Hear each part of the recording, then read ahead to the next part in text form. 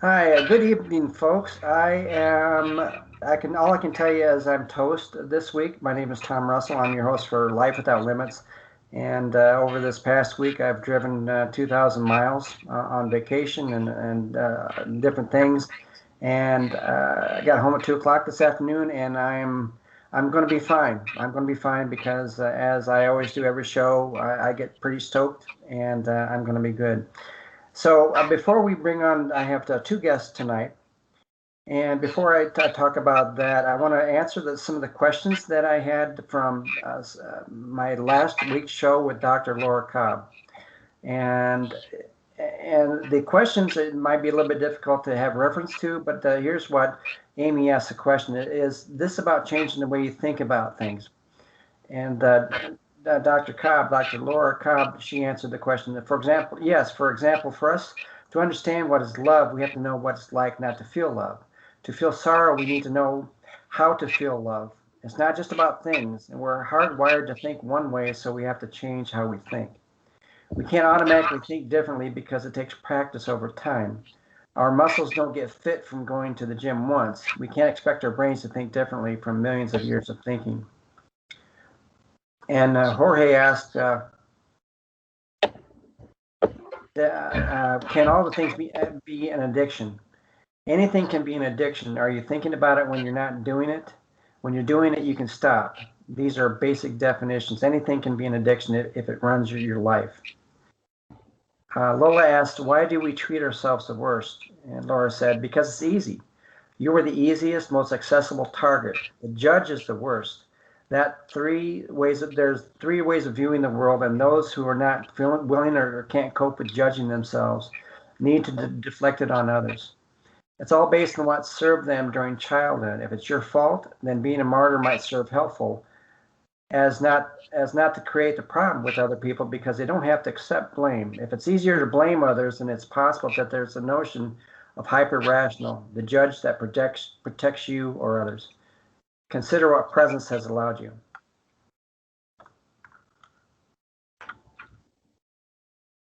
And Kaylee asked, what kind of work can we do for ourselves?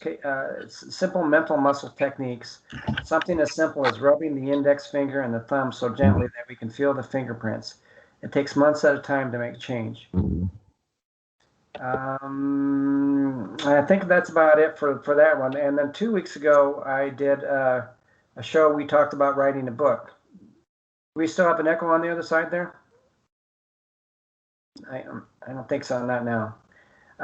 So I wrote two books, and I talked about different things about how to write a book and what you need to write a book. And somebody asked a question, said, "Are you saying to write our life as if it's a movie or write a book like that?" No, what I said when you want to write a book, whether it's fiction or nonfiction, nonfiction is a little bit easier, a little bit different than a fiction book. But when you write a fiction book, it's more like you um, you need to think like you're writing a movie where you have a beginning, middle, and end, and that's the hard thing to do. But you can do it if you feel like you can. Uh, uh, how do I want to say this? It's a difficult situation because you know that you have to have your protagonist and all this sort of stuff. I don't want to get deep too far in this question, but it's you have to figure out what the narrative is going to be, the character development, all these sort of different things throughout the entire book. So I want to leave it at that. Next question is: you make it seem possible to write and publish. Is it really for everyone? No, writing a book isn't for everyone. I'm not that. I guess I wasn't trying to make myself clear with that. I'm saying that if somebody wants to write a book, they can do that if they have that desire. Because if you want to be a doctor, not everyone can be a doctor. Or if you want to be a lawyer, not everyone can be a lawyer. But if you want to write a book, anybody can write a book. But for all the different reasons that they want to write a book. But whatever you choose to do, I think it's important that you really invest your time and effort in doing it. And when you start doing that and set your goals, I think anything can be accomplished. Someone asked the question, you set the price on your book on Amazon. You can set your price on the book whatever you want.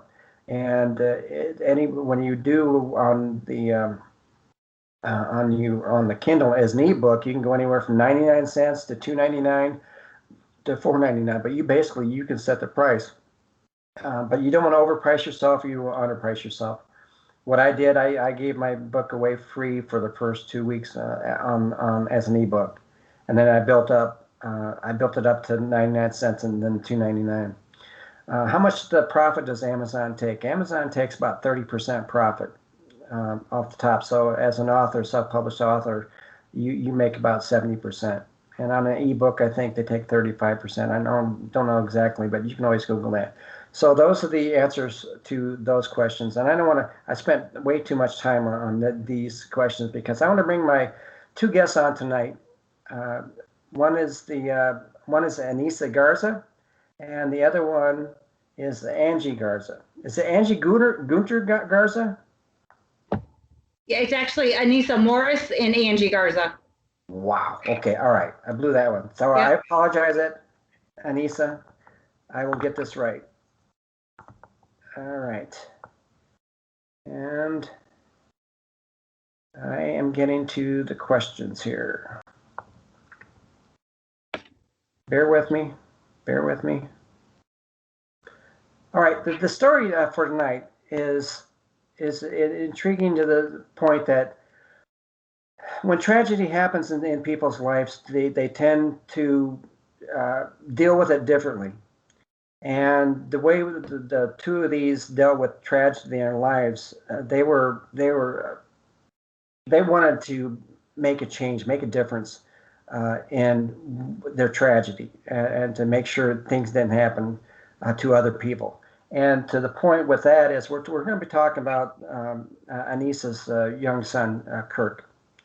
And when we talk about it, it's going to be a little bit difficult, but they are willing to go over the story about talking about Kirk. But to get started, Anissa, can you tell me about the situation when you got pregnant with Kirk? I was young. I was 18 when I found out I was pregnant. I had my son March 17th of 2013. And he was 19 months when I got the tragic call from the woman that was watching him. On October 29th, her husband called me. I was at work. It was about 11:30 a.m. And he stated that my son was on his way to the hospital in the ambulance. He was choking on scrambled eggs. Okay, we'll get to that, Anissa. I want to kind of build up. What kind of child was Kirk? He was all boy. I always wanted a boy, and I got my boy. He was very outgoing.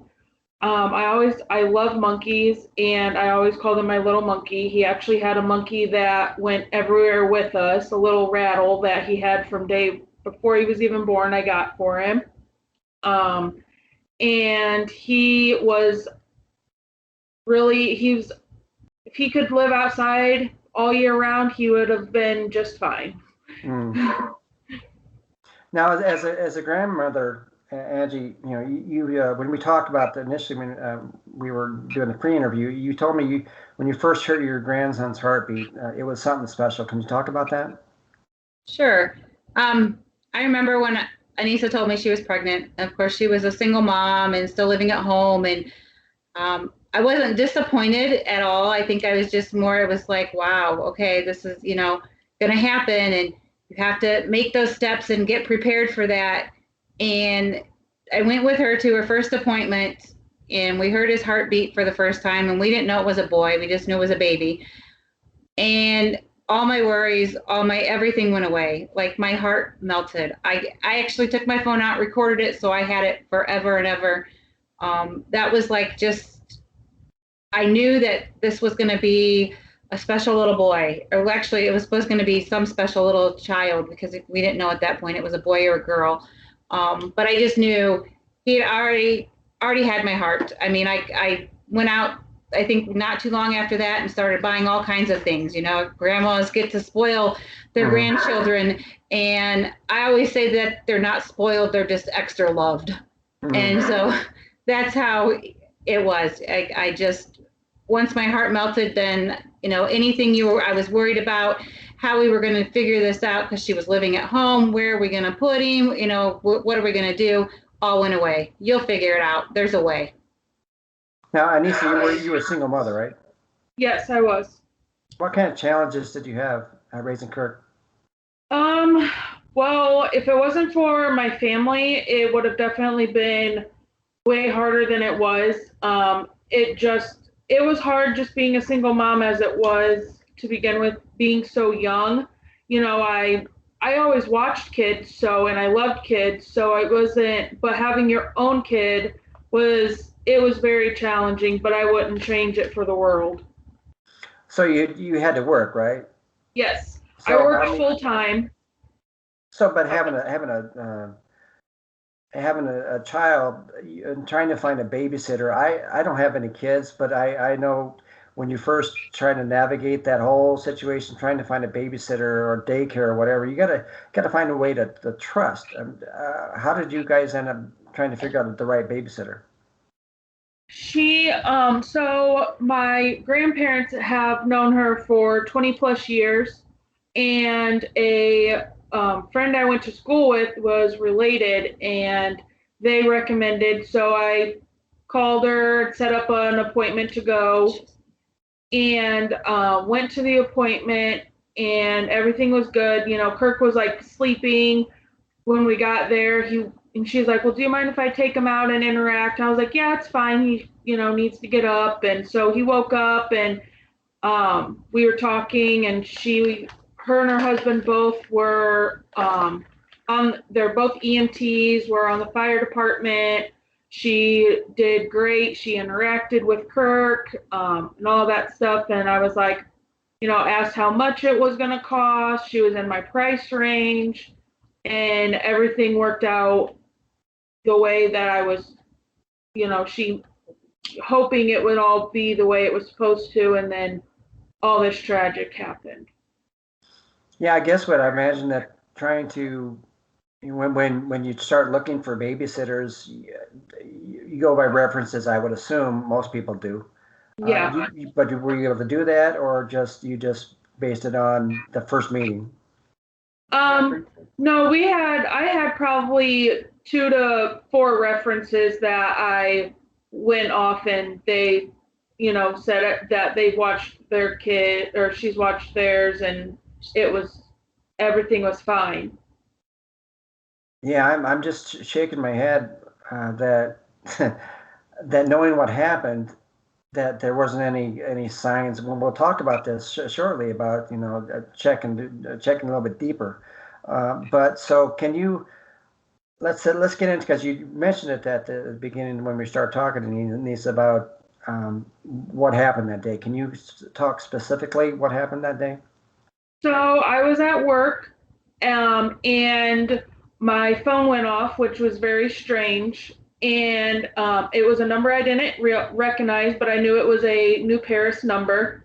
So I answered it, and it was the child care's husband, that he called and told me that Kirk was on his way to the hospital and then ambulance because he was choking on his scrambled eggs that he had for lunch. So my first instinct was, I was like, okay, I'm on my way. So I called my mom, and at that time she worked actually right up front, so she wasn't that far at all. So I went and got her, and then we were on our way to the hospital, and I called back just to be, ask how things were going. And her husband said that none of them went with him. It was just the EMTs and the person that was driving the ambulance that was there, and they didn't have any updates. So then my mom called the hospital, and they stated that they couldn't tell us anything until we got there. My dad beat us to the hospital because we were in Middlebury at the time, and my dad worked in Goshen, and that's where he went to, was Goshen Hospital, and they wouldn't let my dad go in. So when we all got there, they put us in this room that was Okay, I'm going to complete her story for That's her. okay. I appreciate that. This is a hard part for her. They put us all in a room, and what felt like an hour, and it really was maybe 5 minutes, if that. Anissa was a little freaked out and scared, and I want to see my son. I want to see my son. So as I went to try to go open the door and realized it felt like we were locked in, and I think what had happened is I was trying to open it, they were coming in. And when I say they were coming in came the doctor, a nurse, and a chaplain right behind them. And at that point, we knew. I knew. My daughter didn't know. Everybody else in there at that point, there was my husband, myself, my husband's parents, grandparents that were there. We all knew when the chaplain came in what that meant. And so I had to explain to Anissa what was going on and that her son was no longer here. And they, at that point, took us to see him. We were in the hospital room, and they'd had him covered with a blanket. Anissa bent down to kiss his forehead, and they told us, no, you can't, you can't touch his forehead. She wanted to hold him. You can't hold him. She wanted, just any kind of interaction, and no. And we kind of thought that was weird. If we're like, okay, doesn't make any sense to us. My first instinct when I felt him, he was cold.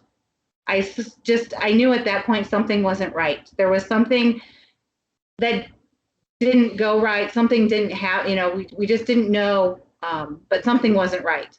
So at this point, you're thinking they were told, you might want to put your thing on mute there, Anissa.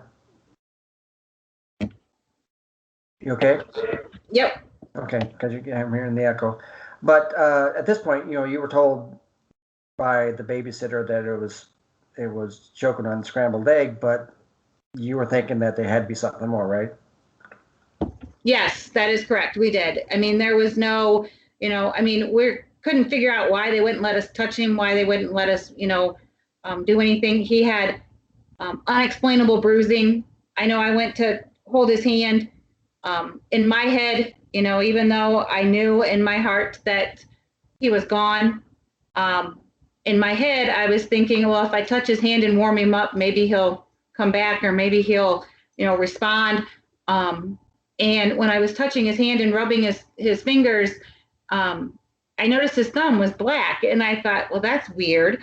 And my first instinct was I'd been crying so hard, and I wore makeup and had mascara on, so I thought maybe I got mascara on his thumb. So I rubbed his fingers a little, and no, it wasn't from that. It wouldn't come off. And we started asking questions, and no one could give us answers. And then all of a sudden, probably within 15 minutes, in comes the Child Protective Services, in comes some detectives from the police department, taking myself into one room, talking to me, taking my husband into one room, talking to him, taking Anissa into one room, and taking Kirk's dad, who was there at the time, into another room.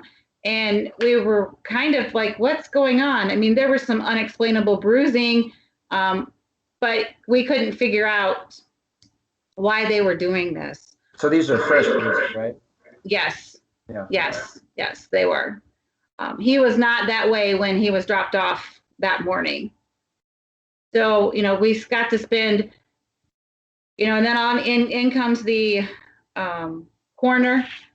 And, of course, then at that point, we all have to, of course, you don't ever make these decisions. You don't ever think about this, but they're saying, well, okay, you guys have been here for 45 minutes. We need to wrap this up. And needless to say, we had a huge support team. Because before we left the hospital, they actually had to open up a second room in the emergency room to accommodate our friends and family. As one phone call went out to the next person, I mean, they all congregated, they were all there. Very, very big supportive team for us, which was great. But then we had to make phone calls, okay, where's Kirk going to go from here? What do we do now? You have to call a funeral home and you have to call, all of these things. And the coroner came in and he talked to us a minute. And I can remember him looking at Kirk. And before they were getting ready to take him away, he looked at Kirk and he told him, Kirk, tell me your story. Tell me what happened. Mm-hmm. And I thought that was the weirdest thing. I'm like, okay. And then I also thought it was weird that, when they we were leaving the hospital, they would not let Anissa be alone in the room. All she wanted to do was hold him and, be 5 minutes alone with her son without all these people around. And finally, we got the nurse convinced that she said, yes, you can stay here for 5 minutes, but they stood outside the door. Like they couldn't close the door. They were right there the whole time. And it's, again, at that time, you're wondering, what's going on, what's happening. And he actually was escorted from Goshen General to Elkhart General. He was put into with the funeral, I guess the hearse he was put into there. But he was actually police escorted from there to Elkhart General, put under lock and key until the next day when they could do his autopsy, or they could start the autopsy. They would not. So obviously they had an idea that there was something more than that. Yes. But did they even tell you that was their concern, or they just wanted to see the facts lay out first? I think they wanted to see the facts lay out. I think, of course, in a case like this, you have to rule out everybody. And because he lived with us, that's why, they had to talk to, me, and then they had talked to my husband, and I had talked to my other daughter, Andrea, because she lived at the home as well. So they, I had to talk to everybody and kind of get all the stories and all the things that I do remember. We went back to our home that Wednesday night and sat at the kitchen table. And I looked at my daughter and I looked at my mother-in-law and I told them both, I said, I know that she did everything she could to save that little boy, because that's her profession. That's what she was an EMT. There is no way, I said, I just know that that's what happened. So, even after seeing these things, of course, you're still in shock and you don't think about it, but it wasn't until this was Wednesday. It wasn't until that Friday, after we had already had detectives contact us and say, we need to come out to your home. We need to do an investigation. We need to do this. And then a good friend of Anissa's was at the house and they said, do you know that Jackie Ralston had a previous conviction? Mm-hmm. And I said, what? And she said, yeah, she's been convicted before of child abuse and neglect. And I said, no way. I mean, because of course, like Anissa said, we had all these recommendations. We had all these people. I mean, the whole town of New Paris was, she's a great person. She's, amazing. She's this, she's that. I couldn't believe it. And I looked it up. And sure enough, there she was. She had been charged with child abuse and neglect in 2006. And she pled guilty finally in 2008. And took the lesser of the two. So she actually was just charged with child neglect instead of the abuse charge, because she took a plea and had 18 months probation. So so after all this, because I want to make sure, we talked about that, but I want to transition to what happens after this, because you found out she had that conviction and everything, and it became clear that there's more to it than that. With the abuse and everything. So she went to court. This lasted for a while, didn't it? Yes, it did. Yeah, court case. Yeah, because I remember reading in the papers, like, when's this going to end? Because I wanted to talk to you a long time before that, but it just didn't play out that way. So when you went to court, what were your expectations? I don't know actually, because you have 12 people, opinionated people, 12 different opinions. You just didn't know. I knew, I didn't know what the actual pathologist report said. I never got that information until after the fact because we weren't allowed to, which made sense. You know, at the time, I wasn't very happy about that. I can say that the prosecutor and I had butted heads and we were going to agree to disagree on many things. But now that it was done and over with, then I was glad that it happened that way. But I think I was trying to prepare myself that if somebody didn't agree with, you know, just because it seemed like, you know, everything took so long. She, you know, if we finally got her arrested, and then after she was arrested, her bond was so low that, you know, she bonded out that same day, and then she ran free for 2 years. You know, she ran around for 2 years before we finally got her back to court. And unfortunately, that's just because our court systems are so bogged down. Yeah. And she wasn't incarcerated. So the ones who were incarcerated got, you know, their court dates faster. And so she didn't get to, you know, she ran around free. We would see her at the grocery store and we'd see her at the county fair going to her grandchildren's to show their cows. And, you know, here we have to go to a grave site to visit our grandson and her, Anissa's son, and she's out watching her grandkids show pigs and cows at the fair. You know, it just seemed like things weren't so fair. That just wasn't fair, right? And so I don't know. I mean, I had a lot of different views, I guess, on what was going to happen at court. And then by the time we finally got her there, you know, we got her there the first one in October. We finally got, and then we had a mistrial. And that was devastating. Because there was a person on the jury, they weren't allowed to talk about the previous conviction. The only time the previous conviction could come up was during sentencing. And somebody of the jury pool had discussed her previous conviction. So they had to let the attorneys know that. And at that point, then they had to deem it as a mistrial. Let's back up here. Why wasn't that conviction brought up in the trial? Or why couldn't they bring it up in the trial?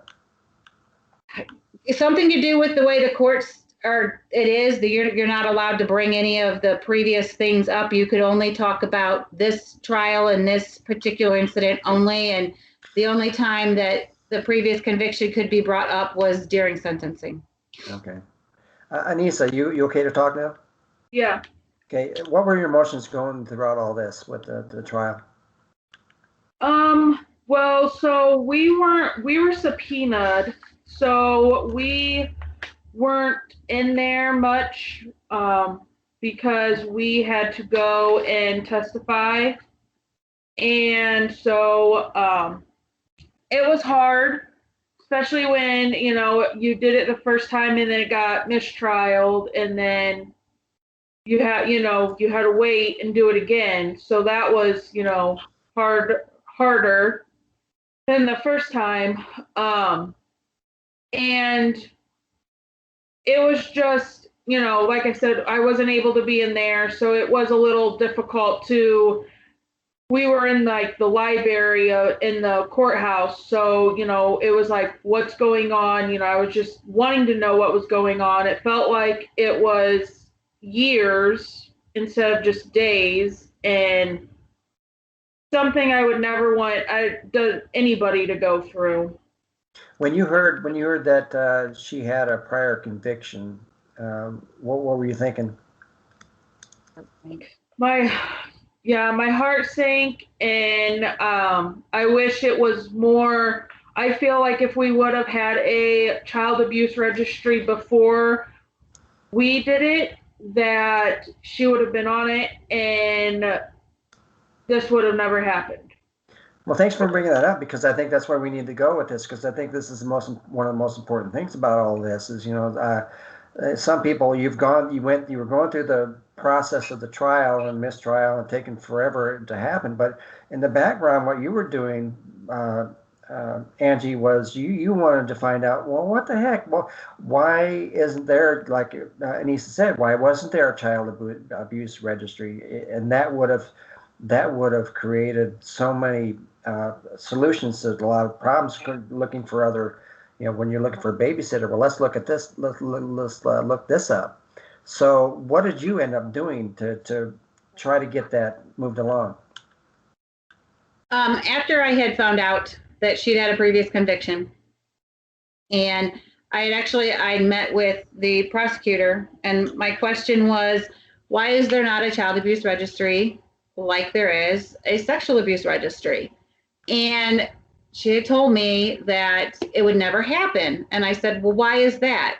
She said, well, you could have the 13-year-old who gets mad at mom, or mom slaps her, and then they called child protective services, and then so you just can't put everybody on a registry. And I said, that's not what I'm saying. I said, I want to know if they're convicted, Right. convicted, and have been sentenced and given this time. And she said, I just don't see that it would ever happen.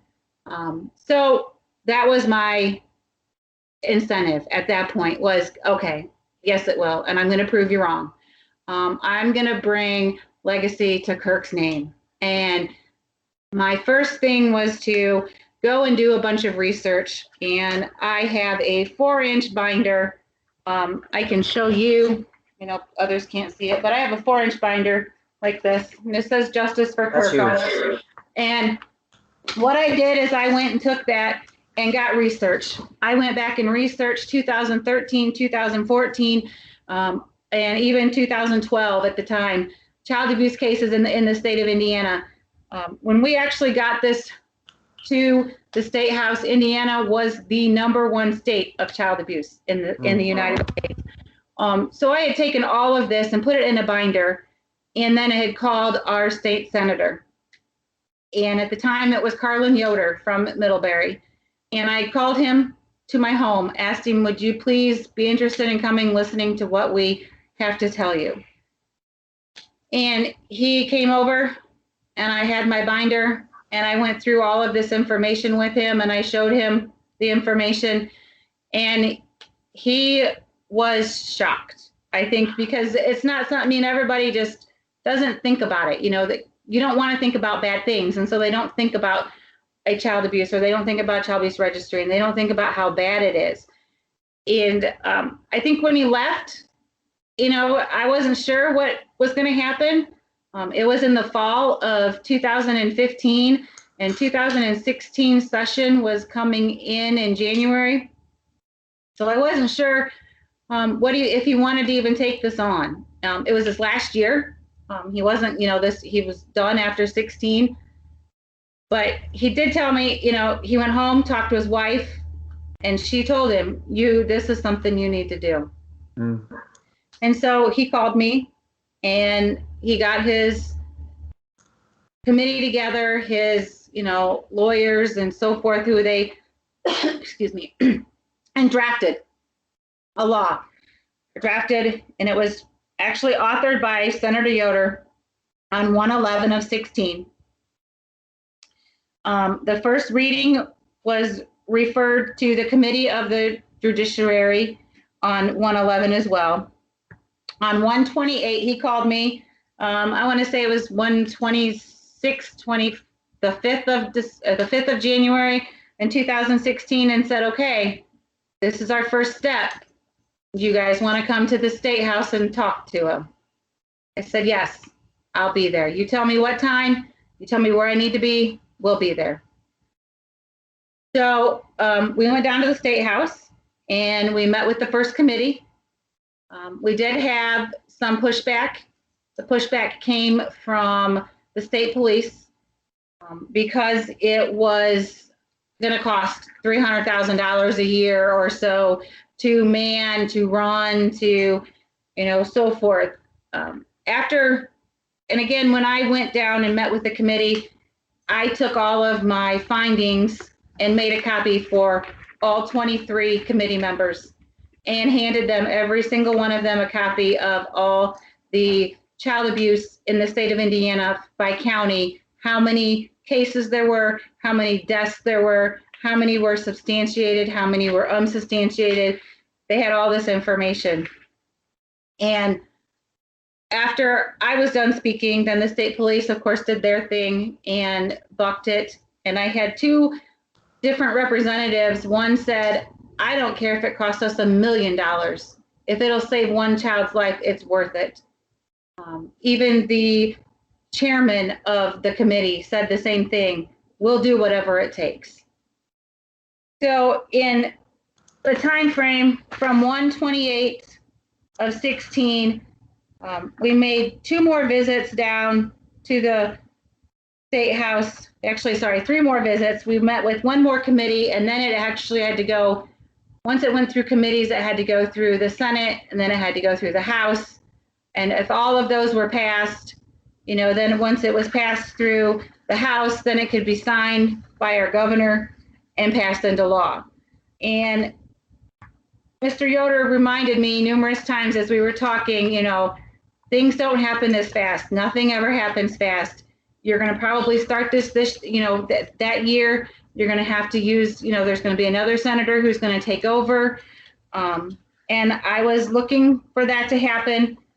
But once it passed the first committee unanimously, completely zero. I mean, it went unanimous from start to finish. There was never one person who said, no, we're not going to do this. Do you feel vindicated about all this? I'm sorry, what? You guys are, somebody needs to mute there a little bit, because I just a little background there, feedback there. Okay, well, yeah. Did you feel vindicated? Yeah, you need to turn the mute back on or off.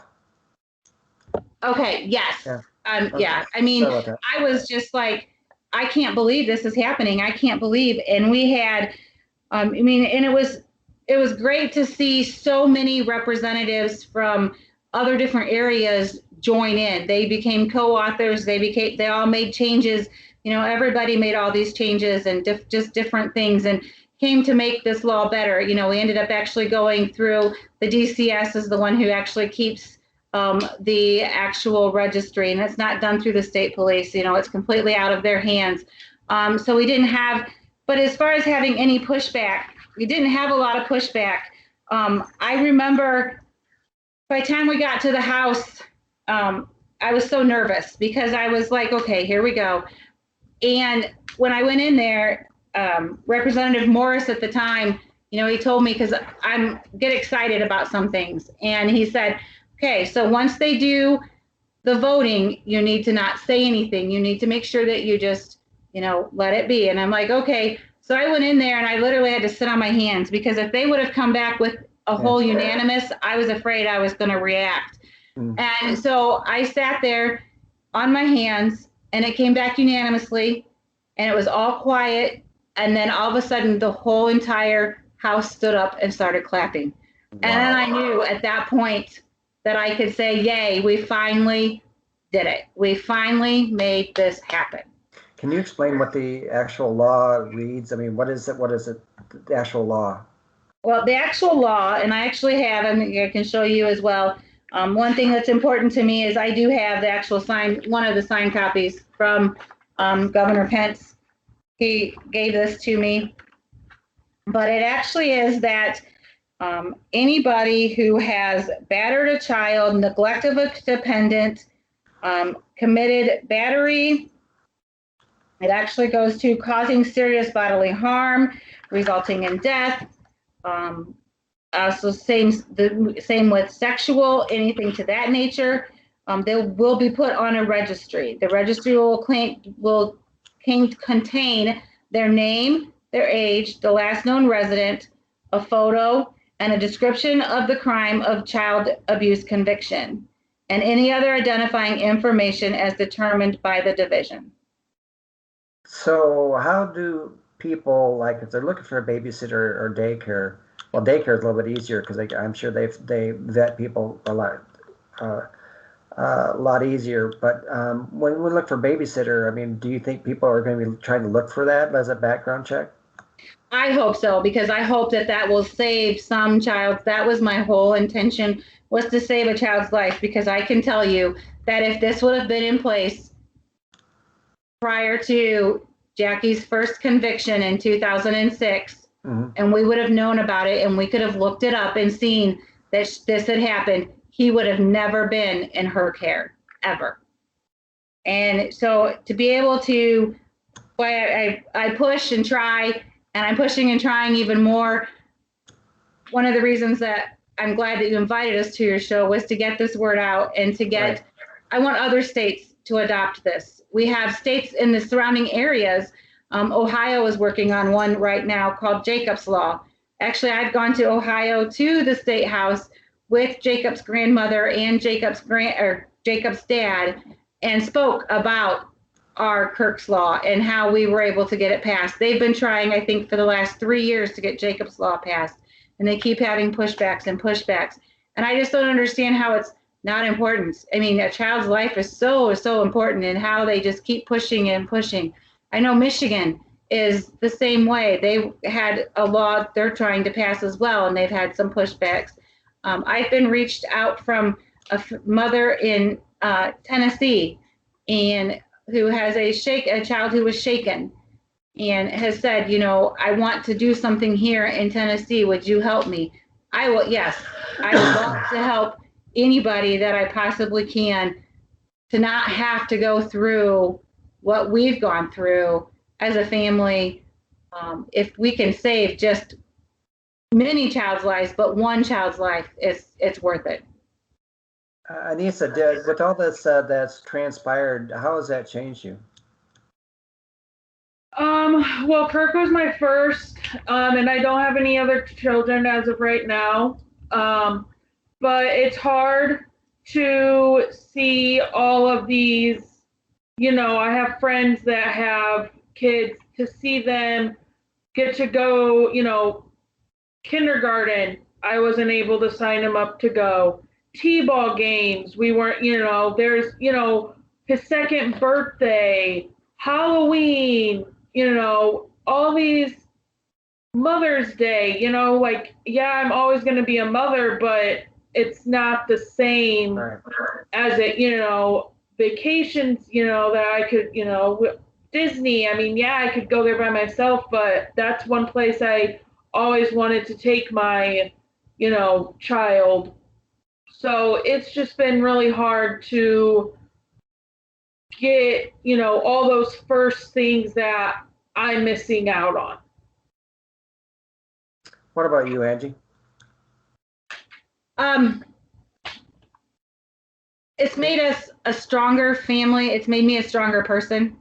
I never even realized that, you know, I could push as hard as I did to get Kirk'sLaw passed.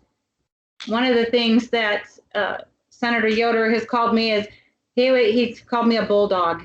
You know, he said, I can see that. Yeah, he said, you just don't stop.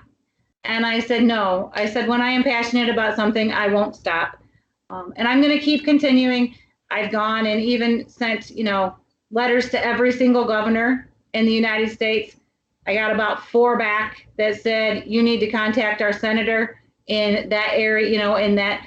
And that's, you know, I think that we just need to make the child abuse, I guess, the registry as important as some of the many other things that we see out there as that is important. You know, children are abused every single day, every minute of the day. And, you know, we've got to help our children. And so it's made me a much stronger person, that I know that I can stand up for what I believe in and keep pushing. I just keep pushing. So with all the listeners, I got a bunch of listeners all across the world. What kind of message would you want to give? Not only about the tragedy, but also about making sure that the person that you have that's taking care of your child is on the up and up. Double check, triple check, everything you possibly can do. You know, if there's anything, you know, that you can check. I know that some of the states have where you can check to see if there's offenders and you might have to pay for it, it's worth it. You know, I mean, I know parents are, especially like with Anissa, that was the whole thing. She was a single mom, didn't have a lot of money, you know, so you to do a background check, you know, that costs money, that costs sometimes lots of money. Our children's lives are worth it, and it's so worth it to just, you know, triple check. I think the most annoying thing for us is when I see people on Facebook or any type of social media, doesn't matter what it is, and they say, I need a babysitter by tomorrow morning for my children for this many, you know, days. And I'm like, you're just going to put your children in the care of anybody? You know, please don't do that. Whatever you do, please don't put your children with just anybody. It's so important that, you know, we just put them with people who love them just as much as we do. You know, I have a beautiful, beautiful granddaughter now. And of course, she's very, very loved. She's not spoiled. She's very, very loved.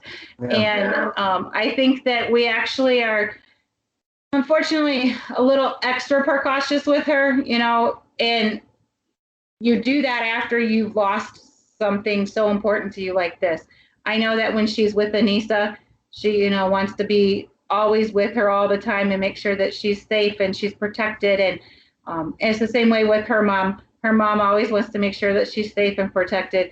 And she's 2 years old, and to this day, she's not stayed with anybody else but family. And I'm not sure that she will anytime soon, because that's a hard thing to do. It's hard to break that and say, okay, I'm going to let, you know, this person watch her. And I try to tell all of my friends who have grandchildren, please double check and make sure who's watching those kids. You know, and if there is a registry somewhere, and as far as I know, last I knew, Indiana was the only state that has a child abuse registry. And if there is anybody out there that's listening that, you know, wants information on how to get a registry or how, you know, please contact your senators, contact me. I'll be willing to give you any information. I'll help you do the research. If we can make this go federal to every single state, that's what I'd like to see. So how do people contact you to find out? They can email me. My email is agarza390@gmail.com. And I'll be happy to give them any information I can. And, you know, again, if we can all come together and make this happen, it'd be the best thing. Thank you. Hey, I had a question that kind of popped in my head. Do you guys ever... ladies ever play the what if game? What if I did this? And any kind of regrets? Yes. All the time. All the time. Both of us. Only because there were some signs that I think now, if we would have noticed then, you know, he was learning how to walk, and there was one incident, you know, there was times that I would go pick him up, and Anissa would tell Jackie, my mom's going to be there at 5. I'd show up at 4. That's just, I always did that spot in, check on, how's things going. And so the one time I went to pick him up, he had actually had a bruise on his forehead and he had a bloody lip. And instantly when I got there, he came running to me and she said, yeah, he just tripped and he fell and hit his head with a sippy cup in his hand and into the wall. And it all made sense because he was just learning how to walk. He was learning to be stable. He was learning to, you know, he was learning all these things. And he went to her the following morning and things were great. So. Well, I wish we had more time to talk. The show, man, this 50 minutes just goes so quickly. Thank you too for coming on my show. And I know what you went through is traumatic, but I think the both of you have made a change. And I hope all the listeners who are going through similar things that they can see this. They can see that the passion that you have for making sure this doesn't happen to other kids. So thank you so much for the both of you coming on my show. And I am so grateful and blessed that you were able to do this. I appreciate it. Thank you for having us. Thank you. All right, as I end all my shows, I want everyone to smile infectiously, laugh genuinely, love unconditionally, and live courageously. I believe in all of you. Have a great week, folks. And the truth.